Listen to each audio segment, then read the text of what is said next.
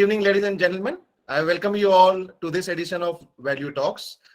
Value Talks is a platform created by ex-defense officers after serving their stint in the Indian Armed Forces. And on the path of serving the nation further, we have created this platform where we gather different experts from all the fields, such as health, finance, career, education, and we provide you with the valuable information which is eminent for you to know in this concurrent world. For today, as you might have seen or as you might have witnessed to my last webinar, in last webinar we have spoken regarding home loan, in which we have discussed how to get the home loan and what all we can do to get those home loan and reduce the interest rate on the home loan by means of different accounts and different policies provided by the different banks. In the same way, in this talk today, we will be discussing, is it really necessary for you to buy a home? Now, as you see, this topic is completely digressing from that earlier one.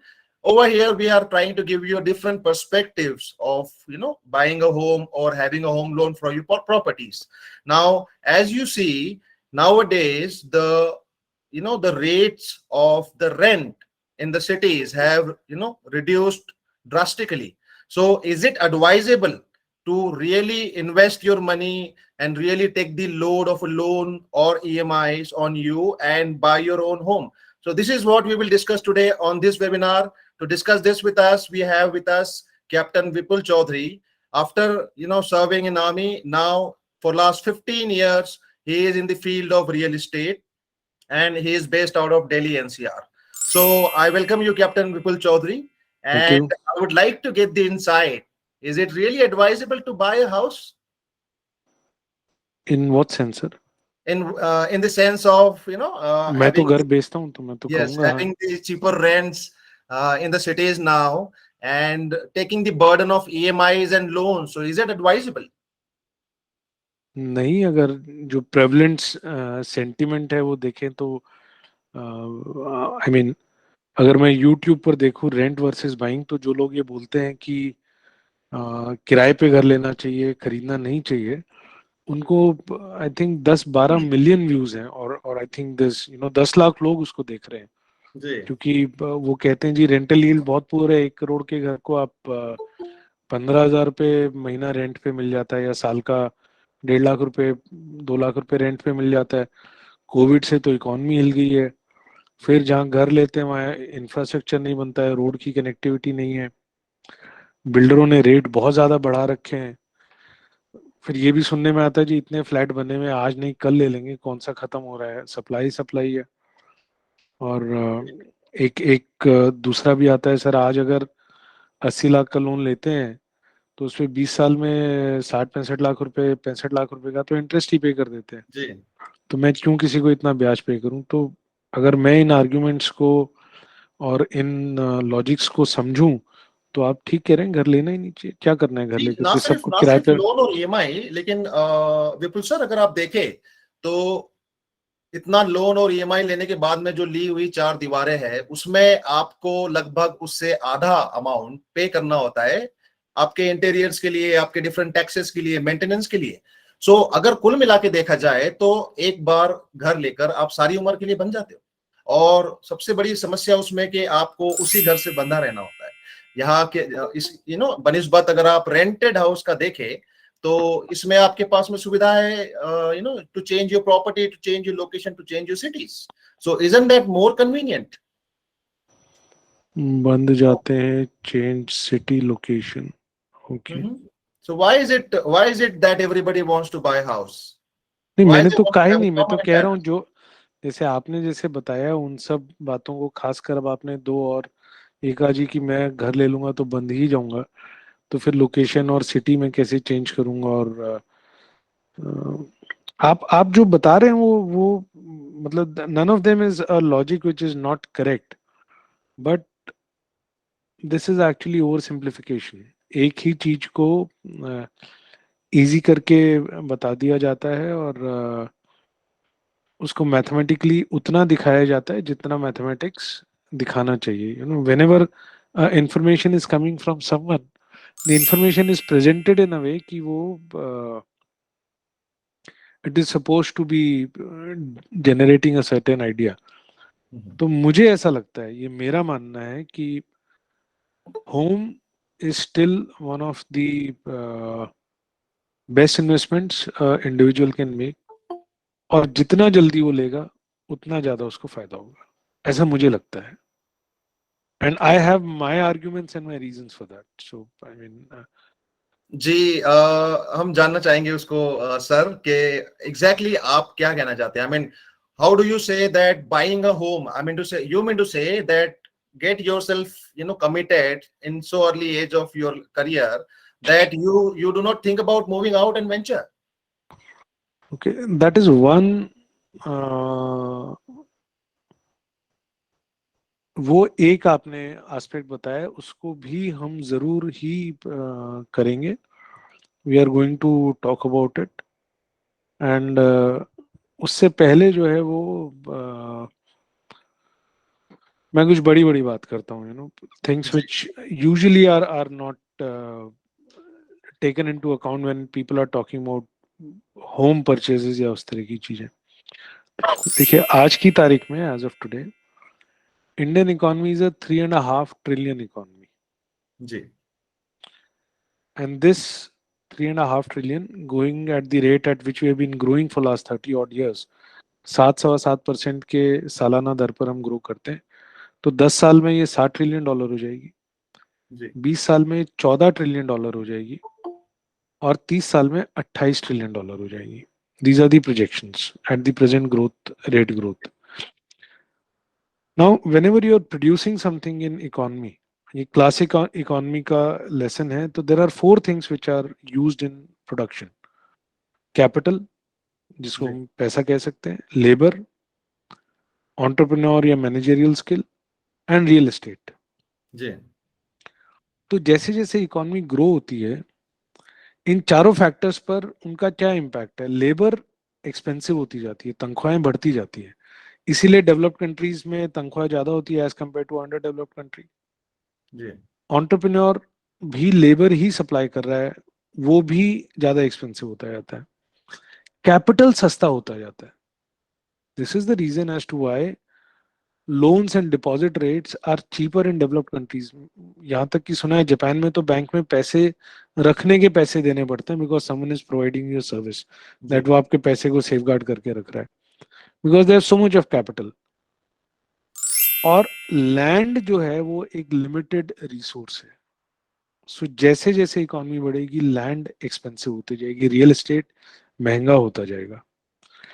तो एक बार के लिए हम फर्ज करते हैं कि अभी इंडिया की इकोनॉमी $3.5 ट्रिलियन है, आज से 10 साल बाद वो $60 ट्रिलियन होती है. आपको क्या लगता है उस वक्त हिंदुस्तान कैसा दिखेगा?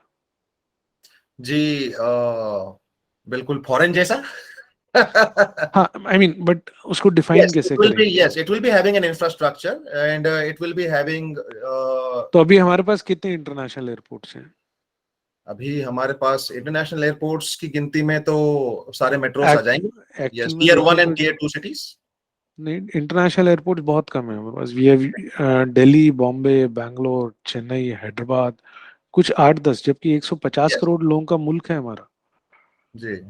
जब ये $60 ट्रिलियन इकोनॉमी होगी, तो हमारे पास में कितने इंटरनेशनल, कितने डोमेस्टिक एयरपोर्ट, हमारे पास में किस तरह की ट्रेन्स, किस तरह की गाड़ियां, किस तरह के रोड, किस तरह की बिल्डिंग. जी. All that is real estate. Everything consumes real estate. Yes. बिना जमीन के, बिना रियल एस्टेट के, इनमें से कुछ भी चीज संभव नहीं है. जी. और यही जब $14 ट्रिलियन हो जाएगा, तो क्या होगा?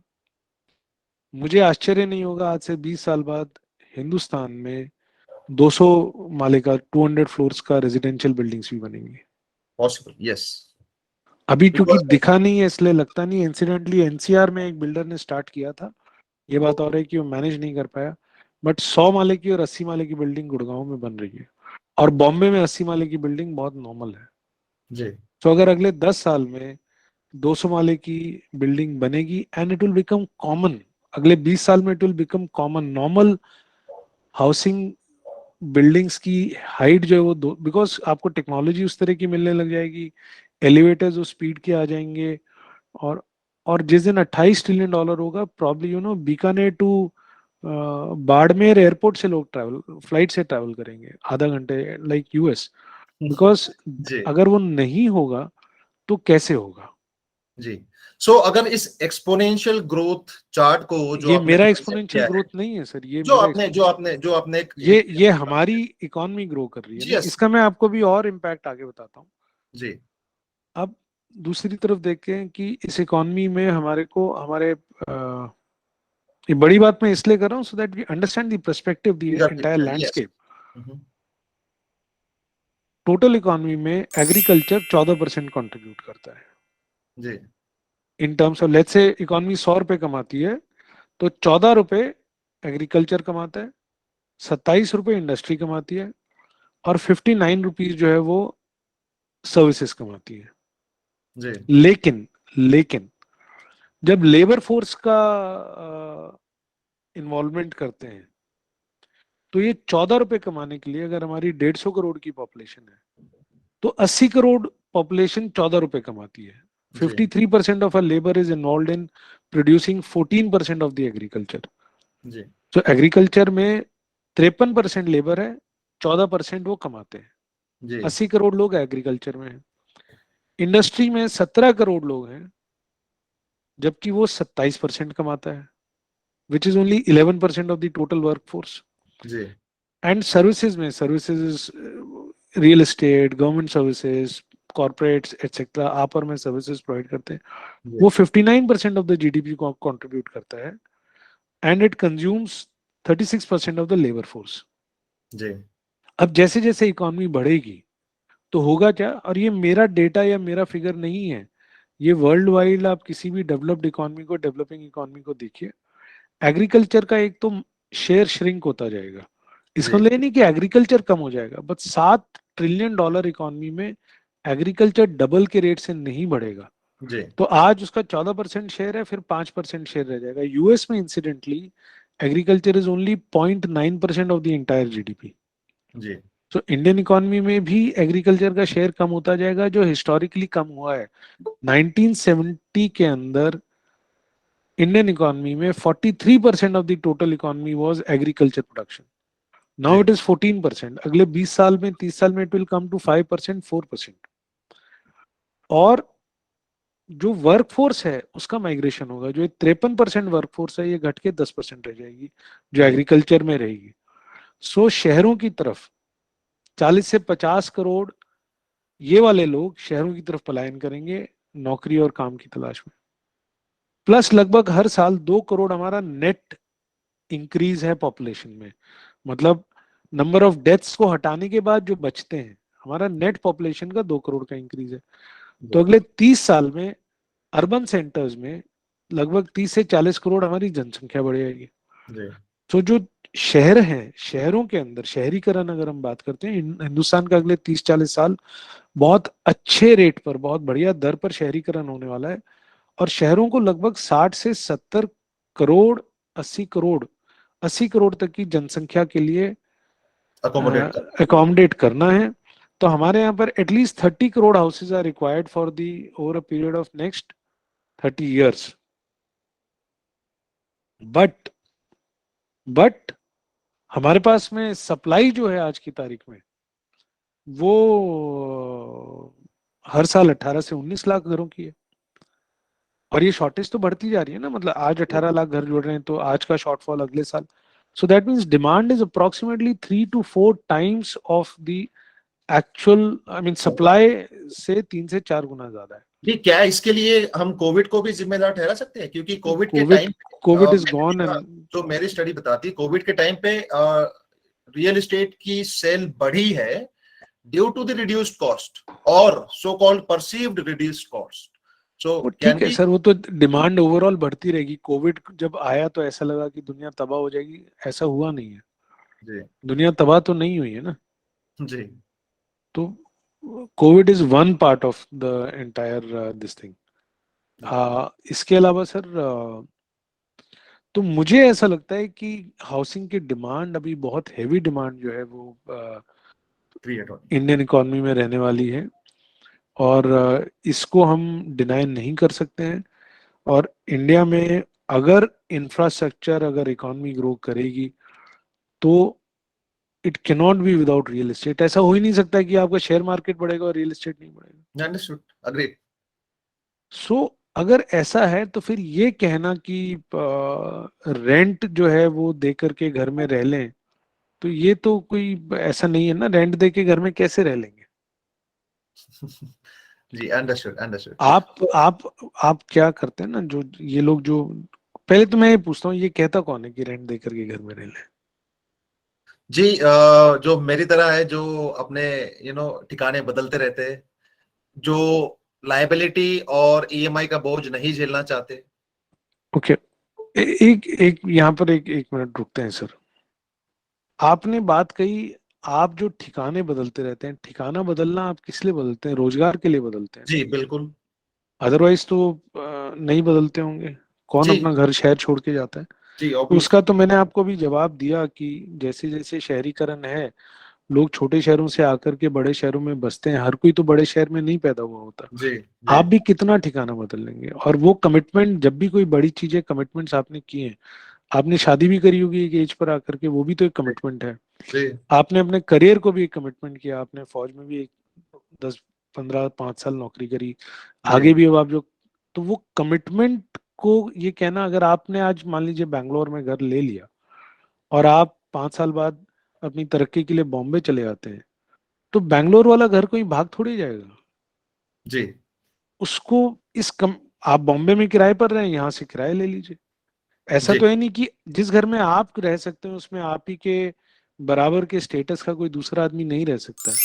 No, understood. But हाँ। that is what our topic is, that the rents are so cheap, that the rents are नहीं, so उस पर भी हम आएंगे। मेरे हिसाब से रेंट cheap. चीप नहीं है वो आज की, this is what people feel today, जब वो आज की डेट में देखते हैं, जी जी एज ऑफ टुडे।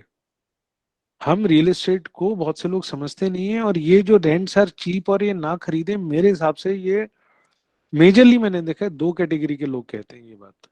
जी एक वो जिनकी क्षमता ही नहीं है घर खरीदने की, जी जिनके पास या तो खुद के पास पैसे भी नहीं है और लोन रेस करने की क्षमता नहीं है। भाई 1 करोड़ का घर खरीदना है तो 20 25 लाख रुपया जेब में भी चाहिए, और 75 लाख 80 लाख रुपए का लोन लेने के लिए आपकी एलिजिबिलिटी होनी चाहिए। जी तो जिसके पास वो नहीं है, तो वो क्या बोलता है? वो बोलता है कि नहीं नहीं सर, हम तो रेंट पर ही रहेंगे, रेंट इतना कम है ये हाँ, आज तो कम दिख रहा है भाई, आज तो कम दिख रहा है। और इस पर भी मैं भी आऊंगा, राइट? तो लेकिन क्या ये आज से 10 साल बाद भी ऐसा रहेगा, 20 साल बाद भी ऐसा रहेगा, 30 साल बाद भी ऐसा रहेगा? इन सवालों के जवाब भी तो देने चाहिए ना, प्रोजेक्शन तो फ्यूचर का भी करना पड़ेगा। जी दूसरा मैंने देखा, ये डिबेट जनरली वो लोग करते हैं जो रियल एस्टेट से बाहर होते हैं और जिनको रियल एस्टेट की बिक्री से नुकसान होता है, खासकर म्यूचुअल फंड वाले जो डिस्ट्रीब्यूटर होते हैं। उनको ये लगता है कि मेरे ग्राहक ने रियल एस्टेट खरीद ली तो वो म्यूचुअल फंड खरीदेगा नहीं, और वो इस चक्कर में जो है वो उनको कहते हैं जी रियल एस्टेट में ग्रोथ नहीं है, रियल एस्टेट में ऐसे नहीं है, रियल एस्टेट में वैसे नहीं है। और वो आपको तो जी एसआईपी करना चाहिए। मैं ये नहीं बोलता हूँ कि एसआईपी मत करो, जो सही लगे इंसान को वो करना चाहिए। बट ये कहना कि रियल एस्टेट बेकार है, रियल एस्टेट की यील्ड कम है, वो है बिकॉज अब आप रियल एस्टेट को समझते नहीं। मैं अब आपकी बात का ही जवाब दूंगा, बट एक दो बातें आप मुझे बताएं। आप अभी कहाँ काम करते हैं? ऑफिस का लोकेशन क्या है आपके? जी, बैंगलोर सेंटर। बैंगलोर सेंटर। आप रहते कहाँ हैं? जी, मैं रहता हूँ प्रेस्टीज, तुमकुर रोड। कितना दूर है आपका ऑफिस आपके घर से? लगभग 15 किलोमीटर्स। तो 15 किलोमीटर क्यों रहते हैं? जहाँ आपका ऑफिस है वहां भी तो घर होते होंगे, ऐसा नहीं है कि वहां जी, लोग नहीं वहाँ पर रहते? है घर, लेकिन वहाँ पर वो इंडिपेंडेंट बंगलोज है। बट माय डिमांड और requirement was something like where I get all the amenities in the society itself, so I तो हैड आप, टू। चलिए 15 किलोमीटर क्यों, 10 किलोमीटर पहले वाली सोसाइटी में क्यों नहीं? जी, रेंट्स ज्यादा थे। आप तो कह रहे हैं रेंट बहुत कम है। जी, रेंट्स तो it differs from property to property, because the other property is nearer to the center, therefore it is costly. Okay. अब जैसे जैसे शहर बढ़ता जाएगा, बेंगलोर भी माशाल्लाह काफी तेजी से बढ़ता हुआ और बड़ी जी इकॉनमी है बेंगलोर की, तो आप फिर और 5 किलोमीटर आगे जाएंगे। मान लीजिए अब आप कुछ समय बाद, आप अभी बैंगलोर में काम शुरू किया है, अभी आप परख रहे हैं, कुछ साल बाद आपकी परिवार आपके साथ आके रहने लगता है, आप अपने बच्चे को एक स्कूल में डालते हैं, आपकी वाइफ भी एक जगह काम करने लगती है, एक आपका एक सामाजिक दायरा बनने लगता है, आप एक जगह थोड़ा सा कंफर्टेबल होते हैं, जी और फिर रेंट तो बढ़ रहा है, एक एक गति से तो रेंट बढ़ ही रहा है। जी तो फिर आप क्या करेंगे, 5 साल बाद और 5 किलोमीटर आगे जाना पसंद करेंगे? जी नहीं, in that case I will have to give the appreciated rent, no doubt about it. So that means rent का अप्रिसिएशन आपको जेब से देना ही है। जी तो अब मैं आपको, आप एक पेन पेपर लीजिए, मैं आपको कुछ कैलकुलेशन देता हूँ। जी बिल्कुल। आज की तारीख में ब्याज दर है 7.5% जी होम लोन का, ठीक है जी। जी जो अगर आप 1 करोड़ का घर खरीदते हैं, 20 लाख अपना लगाते हैं, 80 लाख रुपए का आप लोन लेते हैं, तो आपका लगभग लगभग 53 लैक्स का लोन का पेमेंट होता है 1 साल में, 20 साल के पीरियड में। जी 80 लाख के लोन पर आप 53 लाख रुपए का ब्याज देंगे 7.5% की दर से। जी अगर आपका रेंट जो है ना, वो 1.5% स्टार्टिंग है मान लो, ठीक है जी। 1 करोड़ के घर में आप साल का 1.5 लाख रुपए का रेंट देते हैं। जी अगर इसको हम स्टार्टिंग मानते हैं और 10% की रेंट की सालाना ग्रोथ अगर आपको मिलती है, क्योंकि आज आपकी लाइफ एक्सपेक्टेंसी क्या होगी मेजर जयेश, हिंदुस्तान की क्या सिक्सटी लाइफ? फाइव सेवेंटी नहीं, upper middle life expectancy of India is 70 now, hmm. जिसमें गरीब से गरीब आदमी भी है और पैसे वाला आदमी भी है, और पैसे वाले आदमी की लाइफ एक्सपेक्टेंसी 7.5 साल नेशनल एवरेज से ज्यादा है, बिकॉज वो बेटर मेडिकल फैसिलिटीज अवेल कर पाता है, उनकी जी लिविंग कंडीशंस बेटर होती हैं ये। तो आप ये मानिए आपकी लगभग 75 साल के आसपास की लाइफ की एक एवरेज लाइफ है। हम ये चाहेंगे आप 100 साल तक जिए, बट हमारे और आपके जो इकोनॉमिक स्टेटा के लोग हैं उनकी जी life expectancy is around 75 years. तो अगर आप अभी 35 साल के हैं, जी 36 साल के हैं, तो आप आज जो भी घर लेंगे उसको आप 40 साल इस्तेमाल करेंगे। जी तो आपको घर खरीदने की जो कैलकुलेशन है वो 30-40 साल की तो होनी चाहिए। अंडरस्टूड। तो आपने अगर 1 करोड़ का आज घर लिया सर, और उसमें आज 1.5% साल का रेंट माना है मैंने, जी 1.5 लाख रुपए, जिसको अगर आप 10% हर साल बढ़ाएंगे, और जी ये कुछ नहीं है, कोई भी आदमी कैलकुलेशन कर सकता है एक्सेल में फॉर्मूला डाल के 30 साल का, तो आप लगभग 2 करोड़ 30 लाख रुपए का रेंट बचाएंगे उस घर से अगले 30 साल में। 30 साल में। जी ठीक है, जो आप किसी किराए के घर में रहेंगे तो आप देंगे। जी उसके अलावा 10 एक लाख रुपए आपको टैक्स के अंदर बच जाएगा। जी लेकिन वो तो सिर्फ पहले हाउस पर बचेगा। एनीवेज, अभी तो हम ओके। पहले ही घर की बात कर रहे हैं, आप घर जी खरीद ठीक रहे है। हैं, ठीक है। जी फिर उसके बाद में सर, अगर आपने इस घर को 30 साल रखा, और सी स्टॉम जी ने पूछा है mutual funds give 12% return, sir इसको, इस सवाल को लेंगे और जरूर लेंगे, बट इस बात से मैं सहमत नहीं हूँ कि म्यूचुअल फंड 12% रिटर्न देता है और रियल एस्टेट 7 से 2% का रिटर्न देता है। अगर आप 5 से 7 साल के अंतराल में देखते हैं, 5 7 8 साल के अंतराल में, तो रियल एस्टेट जो है वो शायद 9% का रिटर्न देता है। लॉन्ग टर्म में देखते हैं तो जैसे जैसे समय बीतता जाता है, रियल एस्टेट का रिटर्न भी बेटर होता है, और रियल एस्टेट का रिटर्न कहीं हिलता नहीं है। रियल एस्टेट को आप हिला नहीं सकते, एक बार बिल्डिंग बन गई है तो। 12% का अगर हम कंपाउंडेड रिटर्न मानते हैं सर, तो ये 1 करोड़ का जो आपने घर खरीदा है, ये अगले 30 साल में 32 करोड़ का हो जाएगा।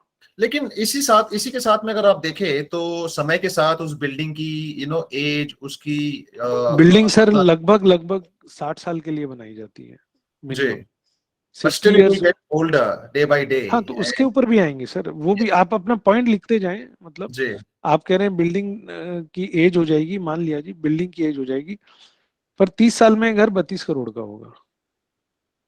1 करोड़ का जो घर है वो 32 करोड़ का 30 साल में। ये फिगर बहुत अजीब सा लगता है, बट ऐसा होता है। That is how the economy and the money and compounding and overall growth happens. 30 साल बहुत लंबा पीरियड है, आप अभी उसको इमेजिन नहीं कर सकते, बिकॉज तो आप ये देख लें कि आपके पिताजी जो हैं वो लगभग अगर इस उम्र के हैं तो वो कैसे दिखते हैं, आप वैसे ही दिखेंगे। जी 30 ईयर्स में you will be looking like your father what he looks today.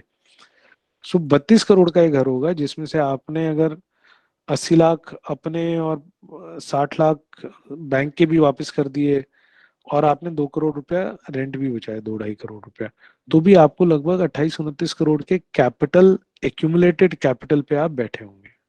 जी आज जब वो 1 करोड़ का घर बना रहा है बिल्डर, तो उसमें उसकी बनाई लगभग 30 से 35 लाख है, और लैंड की कॉस्ट जो है वो भी लगभग 30 से 35 लाख है, जिस एरिया में आप बता रहे हैं कि 1.5% का रेंटल यील्ड मिलता है, क्योंकि वो शहर के बीच में नहीं है, वो जी शहर से 15-20-25 किलोमीटर आगे है। पर 30 साल बाद जब हम जिस सिनेरियो की बात कर रहे हैं, ओके, उस वक्त वो शहर के बीच में आ चुका होगा, उस वक्त लगभग यस। जमीन की कीमत ज्यादा होगी, कंस्ट्रक्शन की कॉस्ट उतनी नहीं होगी। अंडरस्टूड। और एक कॉन्सेप्ट होता है रियल एस्टेट में जिसको बोलते हैं FAR, फ्लोर एरिया रेशियो, कि भाई 1 एकड़ लैंड पर आप कितना बिल्डिंग बना सकते हैं, कितनी हाइट तक। तो जैसे जैसे शहरों के ऊपर पॉपुलेशन का, जनसंख्या का प्रेशर बढ़ता है, डिमांड ऑफ हाउसिंग बढ़ती है, गवर्नमेंट कॉन्स्टेंटली FAR को बढ़ाती रहती है ओके कि आप इस एरिया में, बिकॉज अदरवाइज आपको 200-200 किलोमीटर लंबे शहर बनाने पड़ेंगे।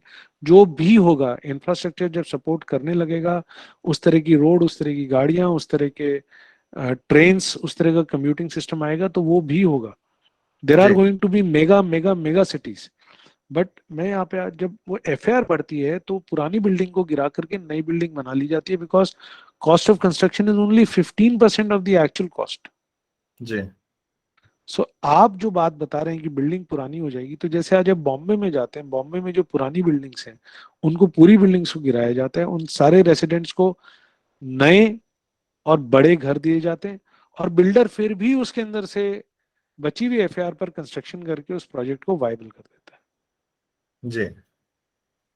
सो इस पूरे डिस्कशन से तो फिर यही प्रतीत हाँ होता है बिल्कुल, कि मैंने कहा आपको डे वन जितना जल्दी हो सके, जैसी आपकी क्षमता होती है, आपको अपनी स्पेस रिक्वायरमेंट के हिसाब से, चाहे 5 किलोमीटर आगे जा करके एक बार दुख सुख पा करके घर खरीदना चाहिए। जी प्लस इसके इसके अलावा सर बहुत सारे साइकोलॉजिकल रीजंस हैं, जो जो है, आपका घर जो है ना, वो आपको एक एक तरह से फाइनेंशियल डिसिप्लिन, मेरे को मेरे क्लाइंट ने ये भी बोला जी, इतना पैसा, जैसे ये एक जनाब यहाँ पर भी कह रहे हैं कि मैं 12% म्यूचुअल फंड में ले लूंगा, रेंटल रिटर्न तो मुझे 7+2% देता है। बिल्कुल ठीक है। मेरे अभी तक के अनुभव में मैंने ये देखा है कि आर्मी ऑफिसर जितना ईमानदार और शरीफ आदमी कोई नहीं होता। जी ठीक है जी। उसके बाद सरकारी अधिकारी भी ठीक होते हैं, PSU वाले, कॉर्पोरेट, जो मतलब अच्छे घरों से आते हैं, अच्छे। तो भारतीय सरकार को किसी टाइम में टैक्स फाइलिंग का सिस्टम वो नहीं था जो आज है। गवर्नमेंट TDS नहीं काटती थी सैलरीड पीपल का। सरकारें बोलती थी आपने पूरे साल पैसा कमाया है, अब आप टैक्स रिटर्न फाइल कीजिए और अपना TDS जमा कीजिए। उसमें ये जो अच्छे वाले लोग हैं, जो मतलब जुडिशियली अब, टैक्स करते थे। हाँ, वो लोग भी अपना टैक्स देने में डिले हो जाते थे, नहीं, वो जी जुडिशली टैक्स नहीं भर पाते थे। जी आर्मी के अंदर अब, आर्मी के जितने भी क्लब्स हैं वहां पर प्रीपेड सिस्टम हो गया है। पहले सब महीने के एंड में बिल बनता, भेजते, आता, उसमें जी डिफॉल्ट्स हो जाते थे। जी जबकि आर्मी ऑफिसर बाय नेचर शरीफ, ईमानदार, अच्छा आदमी होता है, जी वो भी ये डिफॉल्ट हो जाते थे, बिकॉज फाइनेंशियल डिसिप्लिन। मैं आपसे दूसरी तरह से पूछता हूँ, आप फौज में रहे हैं, जब आप अकेडमी में थे, ट्रेनिंग में थे, आप कितने बजे सुबह उठते थे? लगभग 4 बजे। और आपकी फिटनेस लेवल भी बहुत अलग था। जी तो अब क्यों नहीं आप वो कर पाते? तब वो एक कंपल्शन था और जरूरत थी चेंज, टू आपने क्रिएट दैट। इस्तेमाल किया वर्ड यहाँ पर, कंपल्शन, यस अनुशासन। अनुशासन और compulsion is one and the same thing. Yes, synonymous. आपको पता है सुबह 6 बजे PT पहुंचे, 4 बजे नहीं उठेंगे, पहुंच नहीं पाएंगे, और वहां पर जाते ही फिर पनिशमेंट मिलेगा, जी मेडिसिन मिल जाएगी। तो फाइनेंशियल ग्रोथ के लिए भी डिसिप्लिन चाहिए। जी आप जैसे ही घर खरीदते हैं, आप बंधन कर लेते हैं, मुझे EMI देना है। जी आप EMI नहीं देंगे तो बैंक चिट्ठी निकालेगा, ब्याज पे ब्याज लगाएगा, और आपने 1 करोड़ का घर खरीदा, 20 लाख रुपए आपके लगे हुए हैं। जी सरकार ने रियलाइज किया भैया टैक्स काट करके ले लो, TDS काट लो, कौन इनके चक्कर काटेगा अपने आप। जिसने ज्यादा दे दिया टैक्स, वो रिटर्न मांग लेगा मेरे से। जी फौज के इंस्टीट्यूशंस ने कहा प्रीपेड कार्ड लगा दो, बिकॉज डिसिप्लिन, फाइनेंशियल डिसिप्लिन। तो आप जिस दिन घर, आप अपनी SIP जो है, मार्केट गिरा जी, आज घबरा के सिर्फ रोक दोगे, ईएमआई थोड़ी रोक सकते हो। जी, so EMI gives you the discipline required to create an asset. You force yourself, आपका अंडरस्टूड। रेंट धीरे धीरे बढ़ता रहेगा। और बताता हूँ, कोई भी आदमी जो 20 साल का लोन लेता है वो 20 साल लोन नहीं पे करता है। आपकी तनख्वाह बढ़ती है, आप थोड़ा सा कभी प्रीपेमेंट कर देते हो, कोई बोनस मिला, आपने कोई अमाउंट प्रीपे कर दिया, फिर स्पाउस की सैलरी बढ़ गई, प्रीपे कर दिया, कहीं से कोई इनहेरिटेंस आ गया, आपने प्रीपे कर दिया। अमूमन 20 साल का लोग 12 से 14 साल के अंदर पे ऑफ कर देते हैं। तो इतना भी नहीं कि वो इतना ब्याज दे देते हैं, बट वो लोन लेंगे नहीं तो आज शुरुआत नहीं कर पाएंगे। तो ये जी, हिम्मत का काम है। और मैंने ये देखा है कि ये रेंट वर्सेस बाइंग वाली जो डिबेट है ना सर, ये स्टार्ट यूं करते हैं, या तो जिनकी जेब में पैसा नहीं है, तो जिनके अंगूर खट्टे हैं वो दूसरों को भी बताते हैं ये अंगूर खट्टे हैं, अंडरस्टूड, अंडरस्टूड। या वो करते हैं जिनको रियल एस्टेट की बिक्री से नुकसान होता है। जो जले हुए होते हैं, तो जले इसी। में नहीं, जले में नहीं, जिनको रियल एस्टेट के बेचने से, जो ऐसे प्रैक्टिशनर्स हैं अंडरस्टूड, अंडरस्टूड, जो जो ऐसा व्यापार करते हैं, जो म्यूचुअल यस। फंड बेचते हैं, वो बताते हाँ, हैं हाँ, हाँ। नहीं नहीं आप सिर्फ करवाओ, रियल एस्टेट में क्या रखा है भाई, रियल एस्टेट में आप 30 साल का डेटा तो उठा के देखिए। म्यूचुअल फंड को तो आए 15 साल हुआ, और रियल एस्टेट 50 साल से, जब रियल एस्टेट और इसकी बात करते हैं तो अ, हम तो हिंदुस्तान में है ना सर, हमारे पास में तो कितनी पुराने, हमारे पास तो 800 सेंचुरी की भी रियल एस्टेट है, कुतुब मीनार है। जी, 800 सेंचुरी का मेरे को एक एक बिजनेस दिखा दो जो सरवाइव कर रहा हो। 800 AD का एक बिजनेस है इंडिया में कहीं भी? लेकिन कुतुब मीनार है, उसके बाद में हमारे पास लाल किला भी है, उसके बाद हमारे पास में ताजमहल भी है, जी, और 50 साल 60 साल पुरानी बनाई हुई अंग्रेजों की बिल्डिंग्स भी हैं, और जो अब बिल्डिंग बन रही है ये भी 50 60 70 80 100 100 साल रहेंगी। हाउ जी। Many businesses can actually stay that long? So real estate is actually an irreplaceable asset. Yes, but if you see the importance of real estate, many fraudsters also enter in this market, and नहीं, अब आप because भटका of रहे हैं। those experiences, नहीं because of नहीं, those अब आप experiences. भटका रहे हैं, आप बोल रहे हैं एक्सीडेंट होगा मैं रोड पे नहीं चलूंगा। तो सावधानी से गाड़ी चलाएं, अच्छी गाड़ी Understood. चलाएं, ट्रैफिक नियमों का पालन करें, गाड़ी से नहीं जाएंगे। डिवोर्स हो जाएगा, शादी नहीं करूंगा, आई मीन ये, Understood, बिकॉज लड़के understood. बड़े बदमाश हैं वो, नहीं। So आप बोल रहे हैं कि रियल एस्टेट में फ्रॉड होता है इसलिए रियल एस्टेट नहीं लूंगा, वो एक अलग विषय है। no, that is one of the reason why people थोड़ी से हिचकिचाते हैं रियल एस्टेट में उसके घुसने लिए के तो लिए। सर आज ही रेरा का फैसला आया है गुड़गांव के अंदर, मैं तो वो बता देता हूँ कि 23 बिल्डरों के ऊपर 50 करोड़ का जुर्माना ठोक दिया है। तो अब धीरे धीरे रियल एस्टेट के अंदर जब से रेगुलेटर आया है, बायर का सुधार हो रहा है। लेकिन ये समझें आपकी real estate is an irreplaceable asset. Yes, yes. Business बदल सकता है, पेजर कंपनी आई खत्म हो गई क्योंकि सेलफोन आ गया, लेकिन घर की जरूरत, आदिकाल से गुफा में आदमी को रहना था, तो पहले गुफा में रहा, फिर झोपड़ी बनाई, फिर बंगला बनाया, ऊंची ऊंची बिल्डिंग्स बनती हैं, बाहर आपको अपना नेम प्लेट लगाना है। टेक्नोलॉजी रियल एस्टेट को सुधारेगी, मोर कंफर्टेबल बनाएगी, इंप्रूव करेगी, घर सुंदर होंगे, सुविधाएं बढ़ेंगी, लेकिन रहना आपको घर में ही पड़ेगा। आप कितना भी अमीर देश हो जाइए, अमेरिका हो जाइए, रहना वहां भी घर में पड़ता है। गरीब से गरीब आदमी, अमीर से अमीर आदमी को रात को एक छत के नीचे सोना पड़ता है।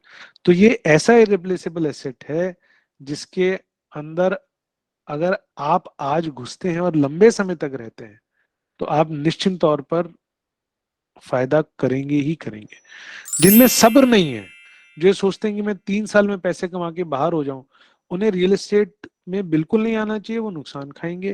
Because the asset class is not build like that. Asset class का बिहेवियर वैसा नहीं है।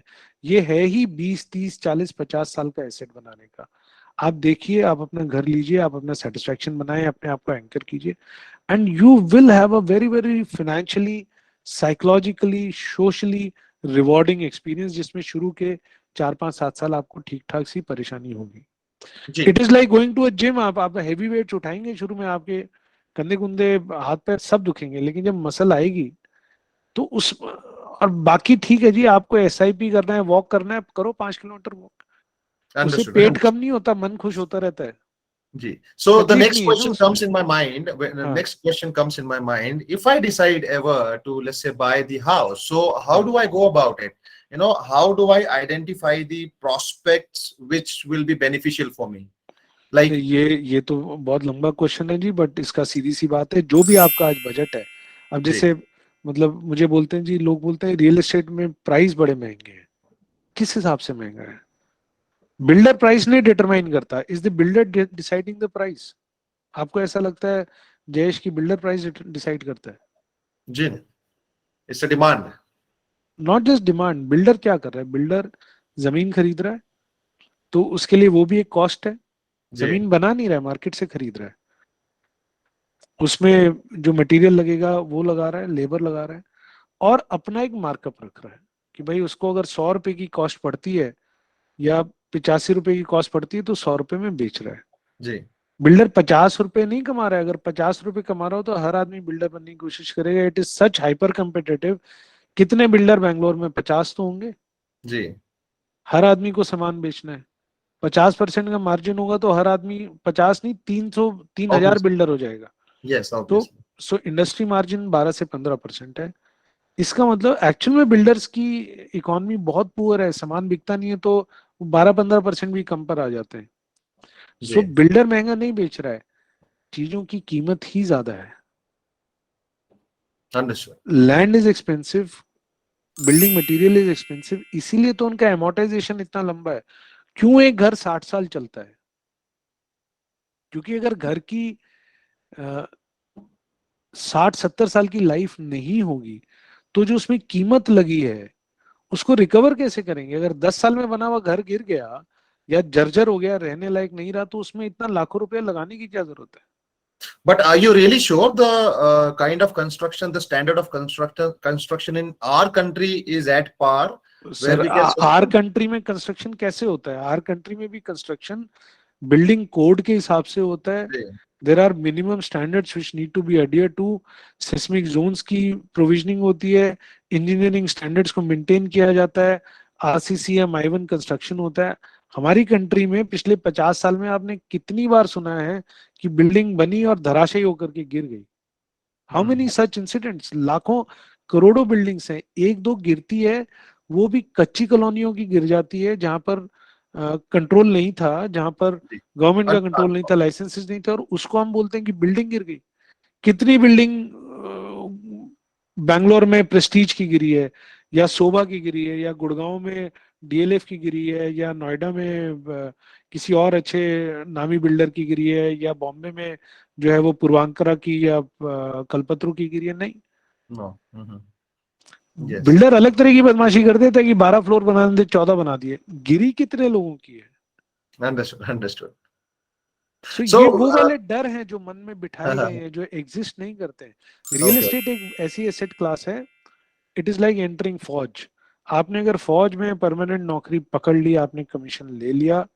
कमीशन लेना जरूरी है, और उसके बाद आप अपना बेसिक अनुशासन भी मेंटेन करते रहे, तो फुल कर्नल बनने की आपको गारंटी है। जी, अब आप जनरल बन जाए, वो आपकी किस्मत, आपकी काबिलियत, आपके सितारे। तो आपने जो प्रॉपर्टी खरीदी वो बहुत चमक जाए पता नहीं, लेकिन 12% कंपाउंडेड एनुअल ग्रोथ रेट 30 साल में हिंदुस्तान में आएगा ही आएगा। नहीं आएगा तो देश का जो इकोनॉमी है वही ग्रो नहीं कर रहा है। अरे आप 7.5% पे ब्याज ले रहे हो, अपना पैसा भी लगा रहे हो, और 12% की ग्रोथ नहीं मिलेगी? जी, ऐसा संभव ही नहीं है। शॉर्ट टर्म 5-7 साल के पीरियड में लोग बताते हैं, बिकॉज 5-7 साल में तो रियल एस्टेट अपनी बनाई की कॉस्ट को ही एब्जॉर्ब नहीं कर पाता। जब आप घर खरीदते हैं तो आप 7 से 8% स्टैंप ड्यूटी देते हैं, रजिस्ट्रेशन देते हैं, ब्रोकरेज पे करते हैं, लीगल फीस देते हैं, तो पहले साल की ग्रोथ तो वहीं आ गई। प्लस अभी इंफ्रा ही डेवलप नहीं हुआ, वहाँ रोड्स नहीं आई हैं, फ्लाईओवर्स नहीं बने हैं, स्कूल नहीं आए। जैसे जैसे चीजें होती जाती हैं, then the growth starts multiplying at a much higher pace. तो हो सकता है आज आप जहाँ घर खरीदें, मान लीजिए आप जहाँ रहते हैं इससे और 5-7 किलोमीटर आगे जाके घर खरीदें, अगले 5 से 7 साल कुछ भी ना हो, आपको लगेगा यार मैं फंस गया। लेकिन उस 5-7 साल में कंटिन्यूस वहां काम हो रहा है जो आपको दिख नहीं रहा है। जैसे आपके बच्चे हैं ना, जी, वो वो हाइट ऐसे नहीं होता कि हर साल 1 इंच बढ़ जाएगा। 2 साल तक बच्चा जो है वो खाना खाएगा, बकायदा खाना खा रहा है, उसका वजन बढ़ रहा है, वो ऐसे बढ़ता है लेकिन लंबा नहीं होता, और फिर अचानक से 3 साल टक टक टक टक वो हाइट खींच जाएगा, जी। बिकॉज उसने उस तरह का मास जो है एक्यूमुलेट किया है। Yes. People don't understand it, then they say कि हमारे म्यूचुअल फंड ने पिछले साल 12, बिल्कुल दिया होगा जी, पिछले साल 12% रिटर्न, इस साल शायद 18% भी दे देगा। जी, बट जनाब 30 साल का एक बार चार्ट लेकर के बैठते हैं, फिर बात करेंगे। जी। फिर तो अगर आपको लगे, जिस हिसाब से सर आप 30 साल की बात कर रहे हो, तो मैं ये समझ पा रहा हूँ कि आप जो प्रॉपर्टी खरीदने के लिए या बाइंग अ प्रॉपर्टी का जो आपका एक नोशन है, so is that for self dwelling purpose और you support investment purpose also? नहीं फॉर सर, हमारी सेल्फ बातचीत ड्वेलिंग दूसरी हुई पर्पस थी। आपने और बोला रेंट इतना इन्वेस्टमेंट कम है, मैं पर्पस? रेंट पे रह लूं, खरीदूं क्यों? मैंने कहा भाई आपको अपने आप को पहला ही घर खरीदिए जितना जल्दी। अगर नो, आई आपकी 35 वर्ष आयु है तो अगले 40 साल अभी और आपको घर में ही रहना है। यस। आज भी घर में रहते हैं, क्यों किसी और को किराया देते हैं? लीजिए, आज परेशानी होगी, धीरे धीरे आगे बढ़े और उसको आगे बढ़ाते रहें। और आपको समय, जैसे जैसे समय बीतता जाएगा आपका फायदा बढ़ता जाएगा, कम नहीं होगा। सो जो माय दुनिया का सबसे सेलिब्रेटेड आदमी है ना सर, हाँ, सबसे सेलिब्रेटेड आदमी इक्विटी इन्वेस्टमेंट्स में, जिसके नाम से बहुत सारे लोग अपनी दुकान चलाते हैं, कहते हैं जी वॉरेन बुफे ने ऐसा कहा, वॉरेन बुफे ने वैसा कहा। उन्हीं वॉरेन बुफे ने अपना पहला एसेट, अपना घर खरीदा था 1958 में, जी आज से आज से 70 साल पहले। और उसी घर में रह करके अपने आप को एंकर करके उन्होंने इक्विटी इन्वेस्टमेंट्स के अंदर अपना एक एक मुकाम हासिल किया। So please don't confuse this. Buying a home, even at that 1.5% rental yield, is a start. That rental yield will become 1.5% per month also over a period of 20 years. Understood. And then you will regret having not purchased this. Understood. बताएं So, sir. so you mean to say that buying a house, whether it is for your own dwelling or investment, it is a good deal for today? No, नहीं, मैं बोल रहा हूँ buying a house first of all अपने लिए, चाहे Okay, loan लेकर लेना पड़े। okay, okay. आगे second asset, third investment, fourth investments, वो है सब्जेक्ट टू द प्रॉपर्टी, उसको समझ के देखकर बातचीत करके। लेकिन पहला घर जो आपकी स्पेस की रिक्वायरमेंट है उसके हिसाब से अपने लिए कंफर्टेबल घर खरीदिए, जिंदगी जीना स्टार्ट करें। और उसके लिए लोन लेना पड़ता है तो संकोच मत कीजिए। आज जो 7.5% का लोन है, आज से 10 साल बाद 5.5% हो जाएगा, बिकॉज इकोनॉमी डबल हो चुकी होगी। इकोनॉमी में पैसे का आवक ज्यादा होगी, सप्लाई ज्यादा होगी। So you mean to say that the interest rates will reduce subsequently in future? Constantly reduce हुए, अभी तक हमेशा हुए। मैंने आपको कहा ना, इकोनॉमी जब बढ़ती है तो पैसा भी तो डिमांड एंड सप्लाई है। आज $3.5 ट्रिलियन इकोनॉमी है, फिर $7 ट्रिलियन हो जाएगी। तो लोगों के पास पैसा ज्यादा होगा, बैंक के पास पैसा ज्यादा होगा, तो वो क्रेडिट ऑफटेक कैसे कराएगा? वो Obvious. सस्ता करेगा तो लोग। और ये कॉन्स्टेंटली हुआ है। आप अपना पीएफ का, अपने आपके सेविंग अकाउंट का रेट रिड्यूस हुआ है। जी, सेविंग का रेट रिड्यूस हुआ है तो उसकी वजह से आपका लोन का भी रेट रिड्यूस हुआ है। और हर जी, तरह के लोन का, होम लोन का नहीं, कार लोन भी सस्ता जी, है, हर तरह का लोन सस्ता है। और ये, इसको वर्चुअस साइकिल बोलते हैं, क्योंकि सस्ता है तो आप डिमांड बढ़ाते हैं, आप डिमांड बढ़ाते हैं तो उससे इकोनॉमी और ग्रो करती है, इकोनॉमी और ग्रो करती है तो पैसा और आता है। इसीलिए जितने भी डेवलप्ड कंट्रीज हैं वहां पर रेट ऑफ इंटरेस्ट बहुत कम होता है, क्योंकि उनके पास पैसे इतने ज्यादा है, वहां उधार लेने के लिए कोई तैयार नहीं होता।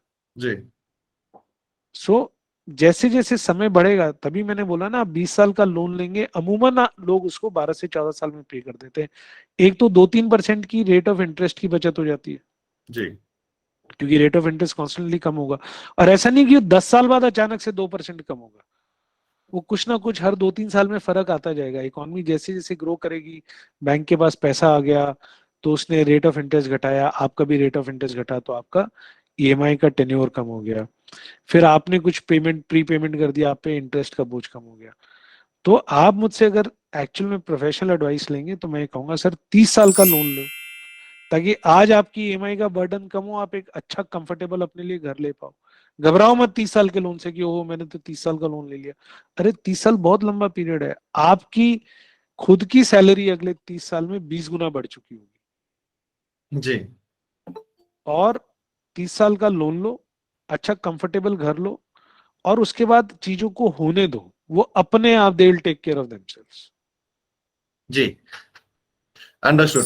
लेकिन जैसे कि हम देख रहे हैं समय बदल रहा है और आजकल हाँ, काफी हॉस्टल कल्चर सिटीज में आ रहा है, तो काफी कंपनीज जो है वो रियल एस्टेट को एक्वायर कर रही है।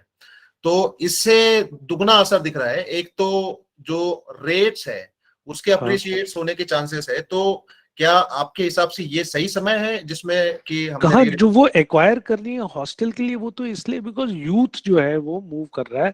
उनको अब और कंफर्टेबल घर चाहिए, जी उससे रियल एस्टेट की डिमांड कम थोड़ी है। मैंने कहा ना जयेश भाई, जब तक दुनिया में लोग हैं रियल एस्टेट इज इररिप्लेसेबल। आपको रहने के लिए घर चाहिए।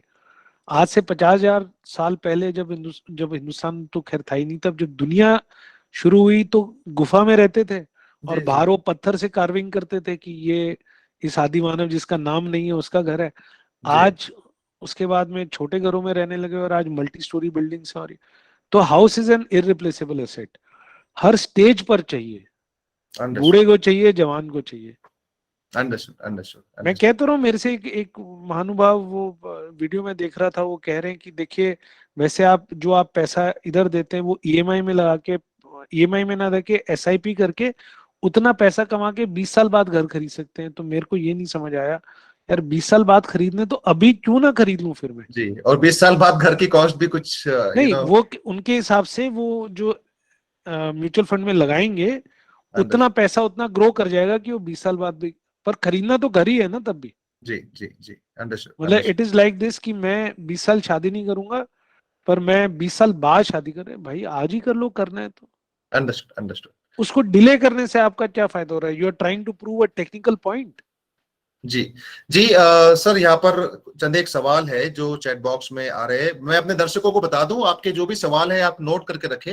एपिसोड के आई अंत आई में। I I think I am done with what I had to say. Yes, yes. So we will be starting our question answer session very soon.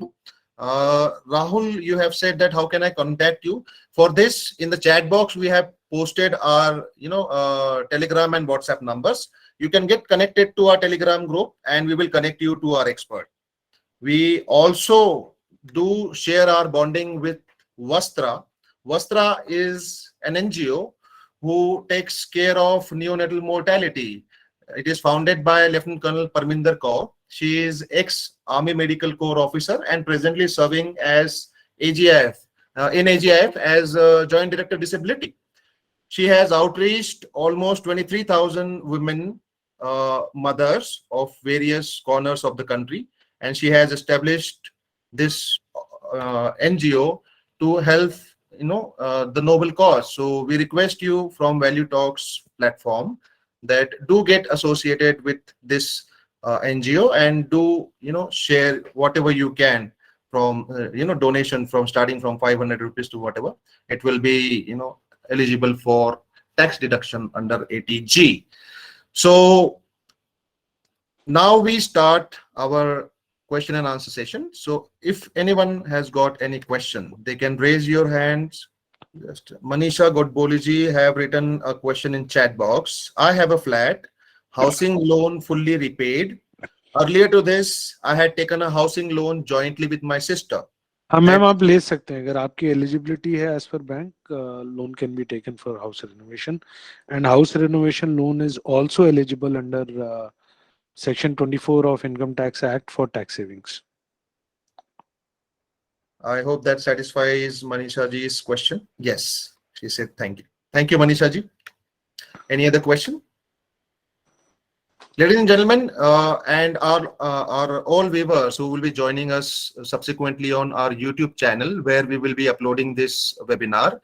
If you have any doubts, if you have any questions, you can ask there on YouTube also, and of course, you can join our Telegram and WhatsApp group, where you can directly get connected to our experts and ask your queries. Rahul Sharma, as suggested by you, you can join the Telegram group where you can get connected. We will connect you with Captain Vipul over there. Comments on development at Dwarka Expressway, sir. Dwarka Expressway is work under progress. As of today, the pace has moved at a good clip. If you ask me, discounting delays and all, I think 3 odd years it should be up and running in all these stretches. I mean, it will become quite motorable in 3 odd years, and it is going to impact that particular segment of at least of Gurgaon real estate in a very positive way. Okay. Okay. The name is not there. YPSS. It asks, is it wise to increase the EMI of 25 lakhs, 20 years home loan in 6th year, when already half of the total interest has been paid? So in तो between, half पे किया, आप अगर EMI increase करेंगे तो 20 साल का loan शायद आप 10-11 साल में ही दे पाएंगे। okay. Does that satisfy your question, sir? Okay. Any other question? I have one more question, Mr. Ravindra Budihal. Is it Okay, good to just a buy? second. Let me just हाँ check. Ravinder जी, देखिए मुझे नहीं पता आप किस property की बात कर रहे हैं, लेकिन अगर आपने 8 से 10 साल पुरानी प्रॉपर्टी है और आपने उसको ठीक ठाक से देख लिया है, कोई ज्यादा मेजर कंस्ट्रक्शन इश्यूज अगर आपको नहीं दिखते, तो एक DLF in Bangalore should be okay. मैं सिर्फ ये बोल रहा हूँ, एक बार थोड़ा सा 8 से 10 साल पुरानी प्रॉपर्टी लेना बल्कि इतना दिक्कत नहीं होती, बिकॉज आज की तारीख में आप उसके बारे में जानकारी बहुत आसानी से प्राप्त कर सकते हैं। अगर 8 से 10 साल पुरानी है तो लोग रह रहे होंगे, आपको बहुत सारे रिव्यूज जो हैं वो ऑनलाइन भी मिल जाएंगे। तो अपना एक बार डिलीजेंस कर लीजिए, और अगर कंस्ट्रक्शन इश्यूज नहीं है तो जरूर खरीद लीजिए, आपको नुकसान नहीं होगा। 90% लोन, बिल्कुल जितना लोन आप लेंगे उतना आप अपना इक्विटी का इन्वेस्टमेंट कम कर रहे हैं, और लोन को धीरे धीरे धीरे धीरे आप जितना जैसे चाहेंगे आराम से चुकता करते जाइए, अपने घर में रहिए। Ji, he says thank you. Okay, for our viewers also who will be watching this telecast on our YouTube channel, we request you that do join our Telegram group so as to connect with us one-on-one, connect with our experts one-on-one. We will be happy to assist you over there too. So, okay, one more from Rahul Sharma. Jewar Airport plot, is it better or flat in Gurgaon? Sir ये तो We do not entertain specific project related questions because we are not here for promoting any project or giving any solicitation.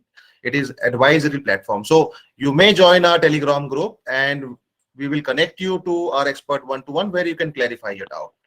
Even otherwise sir, मतलब ये इसका जवाब ऐसे नहीं दिया जा सकता जेवर एयरपोर्ट प्लॉट बेटर या flat.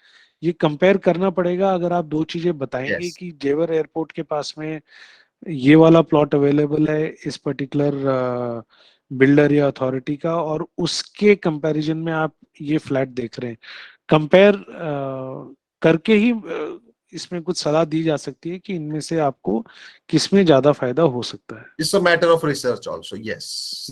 Thank you, Rahul, for asking this question. So, yes, earlier I was saying to all my YouTube viewers that you also would be having a questions during, after watching these webinars. So you may please join our Telegram channel and we will go to our experts one-on-one. All right. So Prashant Chauhan, what is your suggestion after buying your first house? Should we invest in a house or a commercial property? What is your take? Again, this question is very specific. Yeah, I would like to take it on, sir. इसमें दो बात है। अगर आप price diligence अच्छे से कर पाते हैं और थोड़ा सा मेहनत करके खरीदें, तो सेकंड प्रॉपर्टी कमर्शियल प्रॉपर्टी होने में आपको ज्यादा फायदा हो सकता है। Okay. बट कमर्शियल प्रॉपर्टी का चैलेंज ये हो जाता है सर कि उसमें अमाउंट ऑफ लोन कम मिलता है। मान लीजिए अगर आप 50 लाख का इन्वेस्टमेंट करना चाह रहे हैं तो शायद आपको 25-30 लाख का ही लोन मिलेगा, जबकि 50 लाख की रेजिडेंशियल प्रॉपर्टी में आपको 40 लाख तक का लोन मिल जाएगा। तो आपको अपने पास से पूंजी ज्यादा लगानी पड़ सकती है। ऐसे में फिर ये थोड़ा सा एक क्वेश्चन अगेन बन जाता है कि क्या लिया जाए। इसमें भी अगर आप मेरे को कोई दो प्रॉपर्टीज जो आप कंपेयर कर रहे हैं, कमर्शियल और एक हाउस वाला, बताएंगे तो मैं जरूर उन दोनों का एनालिसिस करके आपको ये बता पाऊंगा कि सर इनमें से मेरी फर्स्ट प्रेफरेंस किसको रहेगी, इसको या इसको, depending on the exact property which you tell me. Okay. Right. Thank you for your time, Jayesh. Baki, if anyone has any questions, they are most welcome to connect with us in the Value Talks Telegram group. We'd be more than happy to answer anything. Yes. Telegram channel name. And also to join our YouTube channel where you can see the repeat telecast or rather recordings of these webinars. Thank you for your time, Jayesh. Thank you everyone for their time. And thank you all for joining us today. We will see you in our next value edition in Value Talks. So please join our groups. Please tell your friends and family to join the channel as well as attend this webinar, as it is for your betterment, for better awareness. Thank you, Vipul sir, for sparing your valuable time and giving us all the insight today. Thank you. Thank you. Good night. Thank you. Good night, sir. Jai Hind.